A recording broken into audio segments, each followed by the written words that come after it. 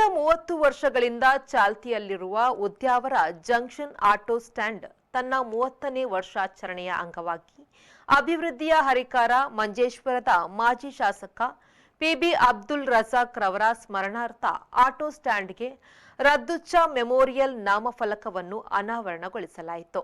ಉದ್ಯಾವರ ಜಂಕ್ಷನ್ನಲ್ಲಿ ಎಸ್ಟಿಯು ಸಂಘಟನೆಯ ನೇತೃತ್ವದಲ್ಲಿ ಸಂಘಟನಾ ಅಧ್ಯಕ್ಷ ಅಫ್ತಾಬ್ ಕೆದಂಪಾಡಿಯವರ ಅಧ್ಯಕ್ಷತೆಯಲ್ಲಿ ನಡೆದ ಸಮಾರಂಭವನ್ನು ಹಿರಿಯ ರಾಜಕಾರಣಿ ಹಾಗೂ ಉದ್ಯಾವರ ಸಾವಿರ ಜಮಾಅತ್ನ ಅಧ್ಯಕ್ಷ ಸೈಯದ್ ಸೈಫುಲ್ಲಾ ತಂಗಳ್ ಉದ್ಘಾಟಿಸಿದರು. ಎಸ್ಟಿಯು ರಾಜ್ಯ ಕಾರ್ಯದರ್ಶಿ ಶರೀಫ್ ಕೊಡವಂಜಿ ರಮ್ದಚ್ಚ ಮೆಮೋರಿಯಲ್ ನಾಮಫಲಕವನ್ನು ಅನಾವರಣಗೊಳಿಸಿದರು. ಈ ಸಂದರ್ಭ ಜನಪ್ರತಿನಿಧಿಗಳಾದ ಹನೀಫ್ ಮುಸ್ತಫಾ ಉದ್ಯಾವರ, ಮೊಹಮ್ಮದ್ ಸಿದ್ದಿಕ್, ಮುಮ್ತಾಜ್ ಸಮೀರಾ, ನೇತಾರರಾದ ಮೊಯ್ದೀನ್ കുഞ്ഞി, അബ്ദുൽ ഖാദർ ಮೊದಲಾದವರು പാൽಗೊಂಡಿದ್ದರು.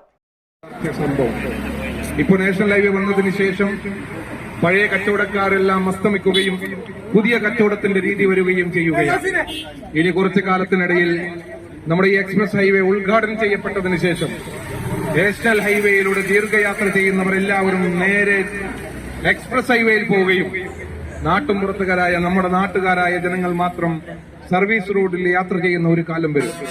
ആ സമയത്ത് നമ്മുടെ ഒരു ഏരിയയിലെ കച്ചവടം വികസിക്കണമെങ്കിൽ നാട്ടുകാരെല്ലാം ഒത്തൊരുമയോടുകൂടെ നമ്മുടെ ഇതിലേക്ക് എക്സ്പ്രസ് ഹൈവേയിലൂടെ പോകുന്ന യാത്രക്കാരെ ആകർഷ്ടരാക്കുന്ന രീതിയിൽ നമുക്കിവിടെ കാര്യങ്ങൾ നിർവഹിക്കണം.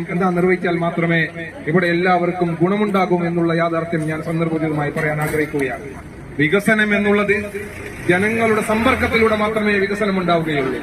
എവിടെയും വലിയൊരു കെട്ടിടം ഉണ്ടാക്കി വെച്ചതുകൊണ്ട് വികസനം ഉണ്ടാവുകയില്ല.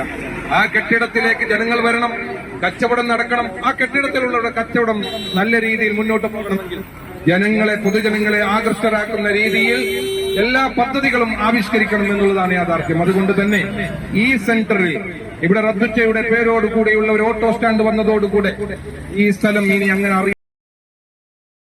Rahman, V4 news, Manjeshwara.